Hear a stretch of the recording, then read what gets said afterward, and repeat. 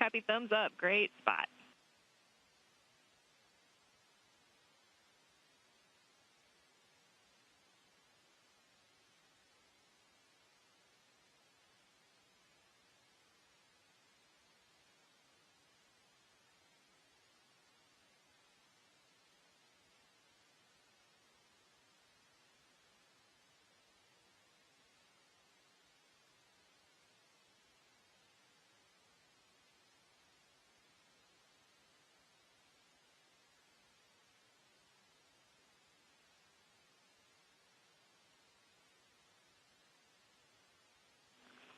Station, this is Houston. Are you ready for the event?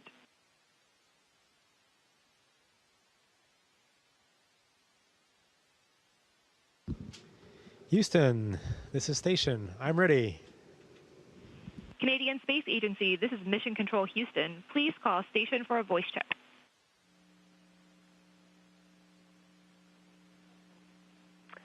Station, this is Ottawa in the Canada Aviation and Space Museum. How do you hear us? Bob, I have you loud and clear. How do you do, my friend?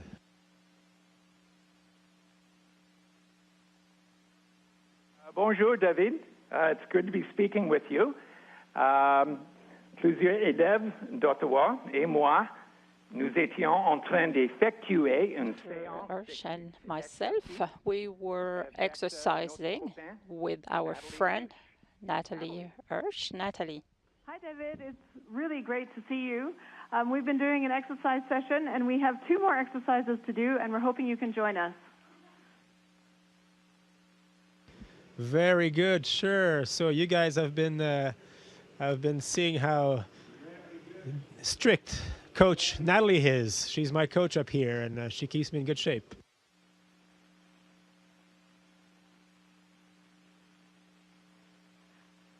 So we're going to do 2 more exercises. The first one is one where we're going to stretch the front of our legs. So you're going to take one leg. Yep, everybody can stand up and try this. That's great. So one foot behind so that your heel is touching your butt, and you should feel a good stretch in the front of your leg. And we're going to wait for David to give us a demo as well. Good job, David.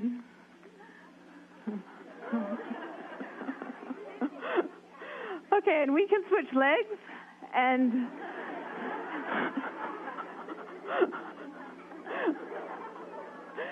as you can see, it's much easier in space. Okay, we'll do one more exercise, and this one is a figure 4. So for all of us on the ground, we're going to cross one ankle over our other knee to make a figure 4 with our legs, and then we're going to sit backwards like we're sitting in a chair again. This is another good balance exercise.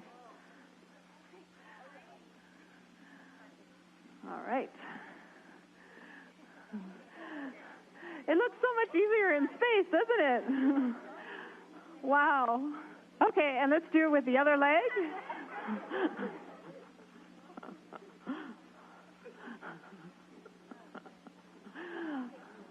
All right. Great job, everyone. Thanks, David, for the demo.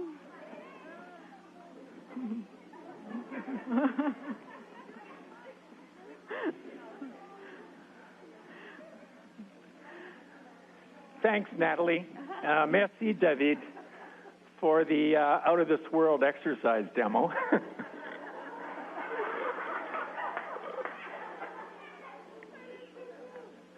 David, I don't want to interrupt your Zen moment, but we have a couple of questions for you.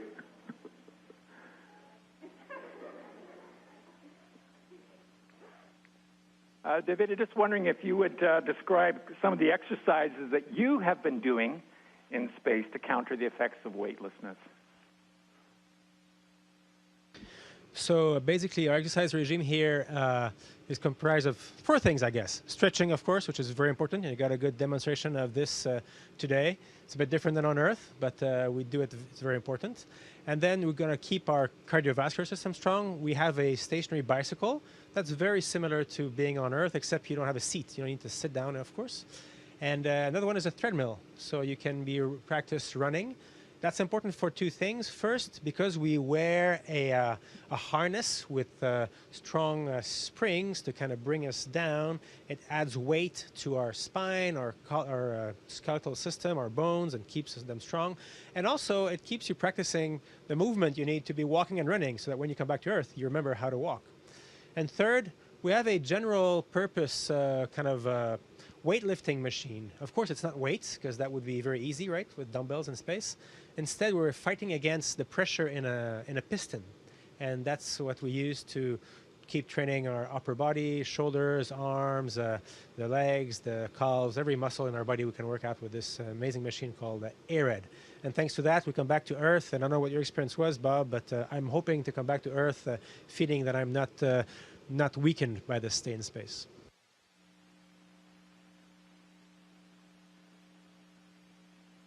A good question. Do you find that your body, after 2 months in space now, has adapted? Has your mind, your muscles, your heart, has it adapted to life in zero G?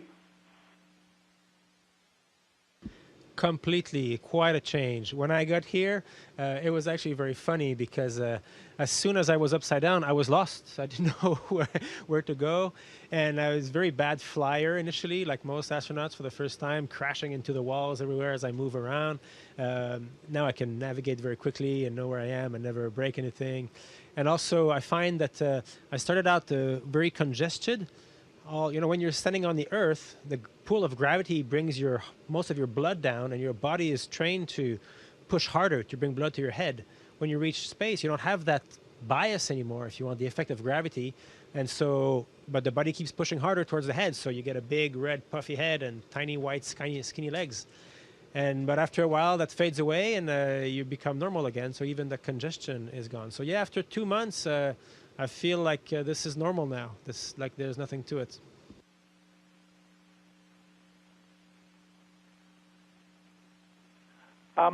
We've talked about weightlessness, the effect of weightlessness on the muscles and the bones, but it's not the only factor that affects your health in orbit.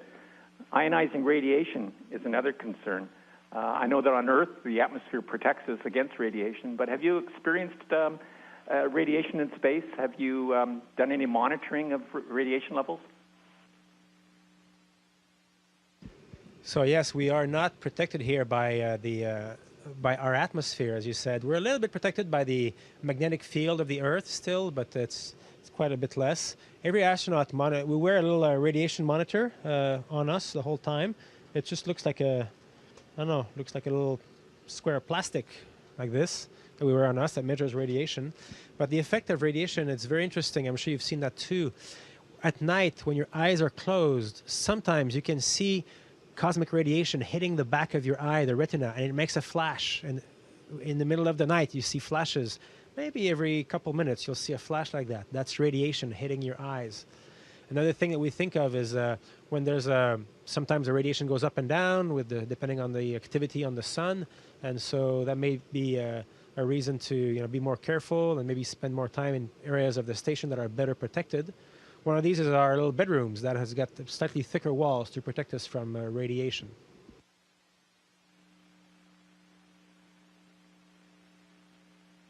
I understand that Canadian scientists are interested in radiation dosimetry, radiation monitoring, and that a couple of weeks ago you deployed some Canadian monitors throughout the station. Could you tell us a little bit about that experiment?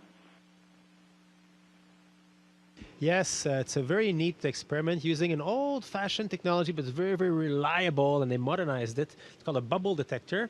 So the little ampoulas of a substance that when it gets hit by a radiation, it creates a little gas bubble, and it stays trapped into that jelly-like substance. And then with a microscope, you can count the bubbles, and that tells you how many radiation hits there were. So these so-called bubble dosimeters, we spread them around station, and recently my Russian colleague Oleg has used the special equipment to count all these bubbles, and I'm looking forward to hearing the results.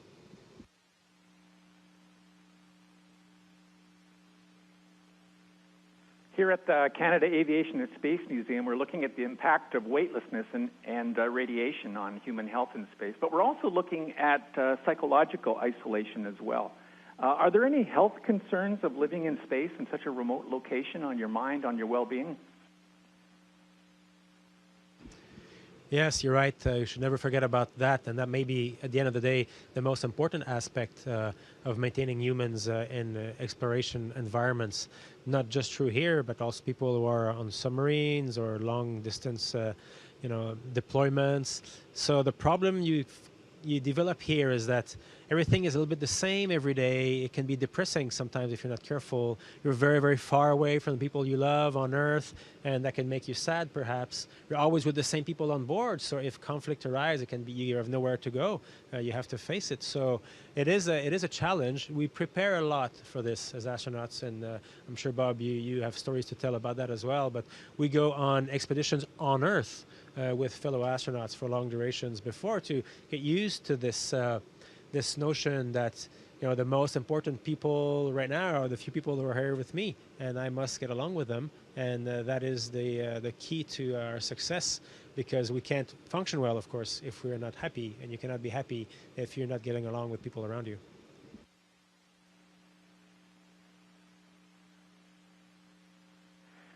Merci, David, pour cette belle discussion. Thank you, David, for this discussion, and thank you for sharing your experience. David, there's a room full of curious students and also media here at the museum. Would you like to hear from them? We have many questions for you. Go ahead. I always like to answer questions.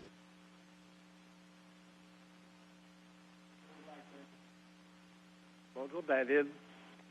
Quelle est l'application possible? Hello, David. What is the application and the results you got regarding aging of the population and the equipment you're using on board as well? Yes, it's very interesting to do research, medical research in orbit, because we evolved on Earth for millions on Earth, and all the systems are balanced, but here everything is unbalanced.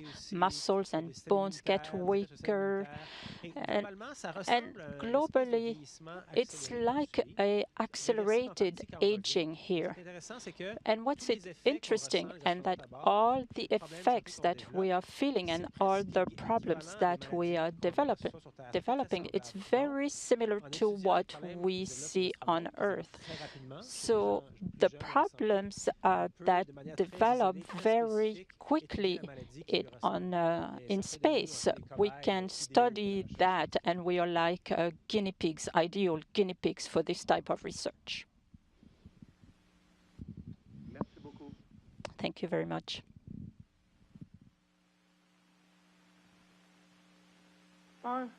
Bonjour, David. My name is Gavin, and I'd like to ask a question. When you are sick in space, how does your body react? Yes, Gavin. Yes, there are differences in space when we are sick. For instance, if you hit yourself and you're bleeding, the blood is not going to flow, and it stays there. But generally, all the diseases are the same. And here, everybody is trained on board. Of course, I'm a doctor, but not everybody is a doctor. But everybody is trained to answer in case of an emergency, if there is a broken bone, an electrocution. We have antibiotics. And the most important, of course, is to be careful not to become sick when we are in orbit. We are very careful not to get hurt here, and the most important to stay healthy is to be careful and to respect your own body.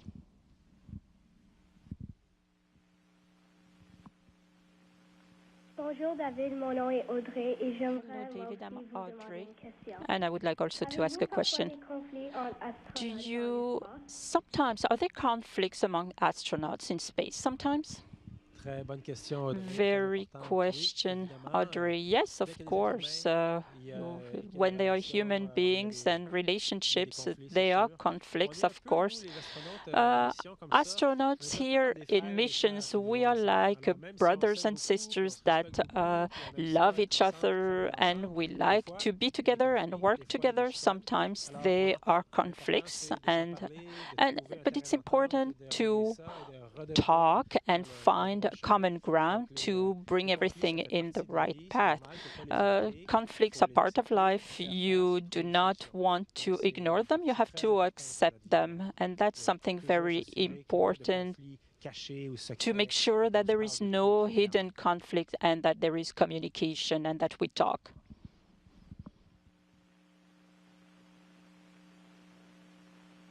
Bonjour David, mon nom est Chloé et voici la question. Hello David, I'm Chloé and this is my question. What is the most challenging or difficult for you in space? And do you feel lonely?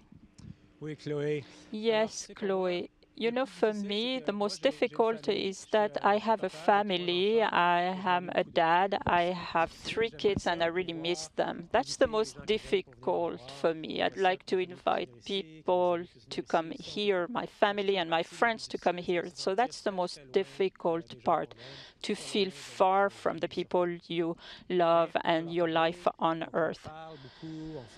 But we talk a lot. We do videos, so that we remain in contact, even if it's not a direct contact. It's still an emotional contact.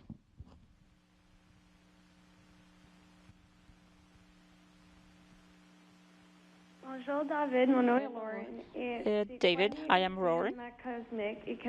And my question is, what is cosmic radiation and what does it do to your body?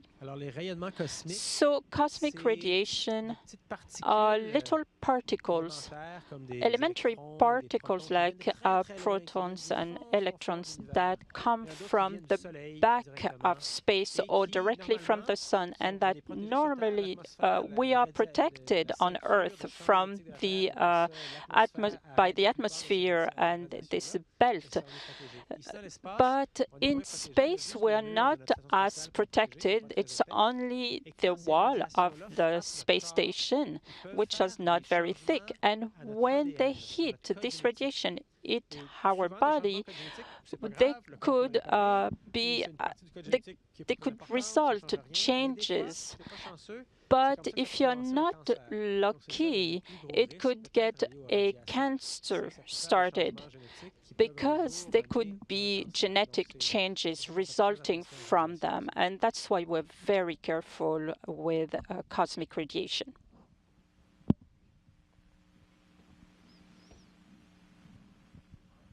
Bonjour David. Hello David. My name is Samuel. And my question is, how do you move and navigate around the ISS? So to move around, it's very different than it is on Earth. Well, like monkeys, we move with our hands, and sometimes with our feet. We actually carry stuff, like I could do that.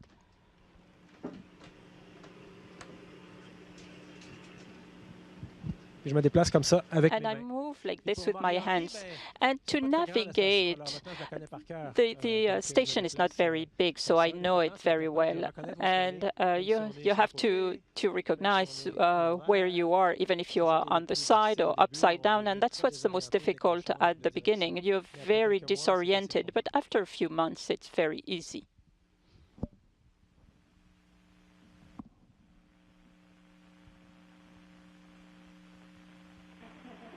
Bonjour David. Hello David. My name is Alisa, and this is my question. Back on Earth, what will be the most difficult for you? For example, will you have difficulties walking or running? It will be more difficult to eat and properly digest? When we're back on Earth, there are physical impacts that are quite difficult, I was told. Of course, gravity does brings the blood back to our towards our feet, and we can faint. And at first, it can take a few days or maybe a week to get the blood circulating properly. Here in space, I lost the sense of balance because it doesn't help. It's not useful. But where I come back to Earth, I'm going to have to hold somebody's hand for a few days to avoid falling down. These are the two big differences, and of course problems of pressure.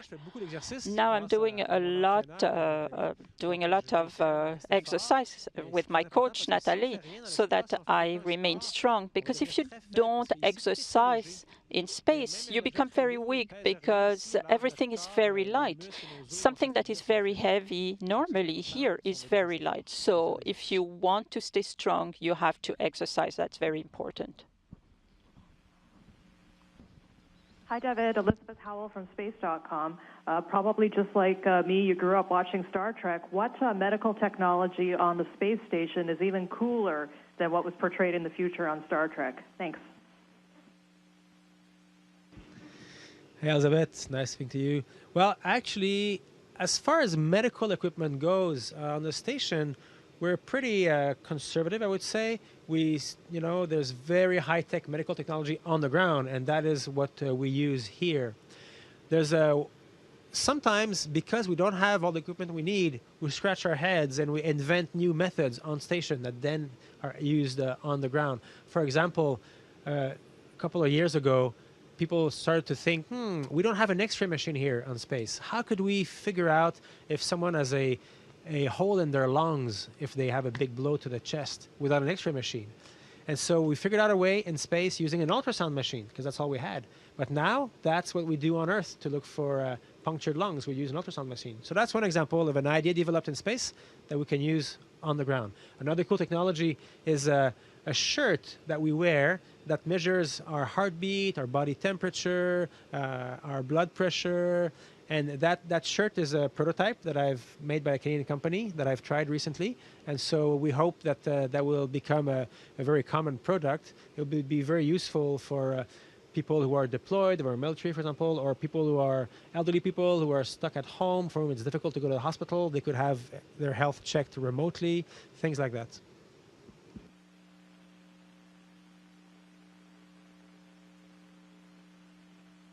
Hello, David. I'm Ananya Vaghela from the Ottawa Citizen. I was just wondering, what's the hardest thing to describe about being in space? Good question. I think it's that view out of the window. The unbelievable beauty of planet Earth. It is so touching. Every time I open those shutters on the cupola, our viewing observation platform, and I see this beautiful planet. It's just quietly spinning in the black velvet of space with this kind of bright blue halo surrounding it. That's the air that protects us from space and that harbors all the life. And the pattern of clouds and thunder, it's just alive. You can see it, it's almost breathing. It's so beautiful. It just changes my perspective on life to have seen that.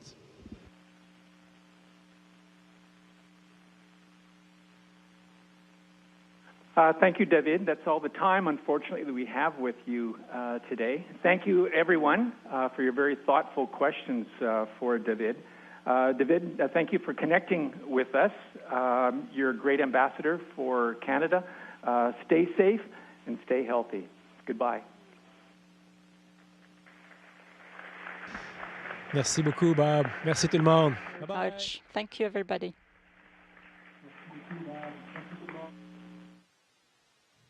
Station, this is Houston ACR. That concludes the event. Thank you. Thank you, Canadian Space Agency and participants. Station, we are now resuming operational audio communications.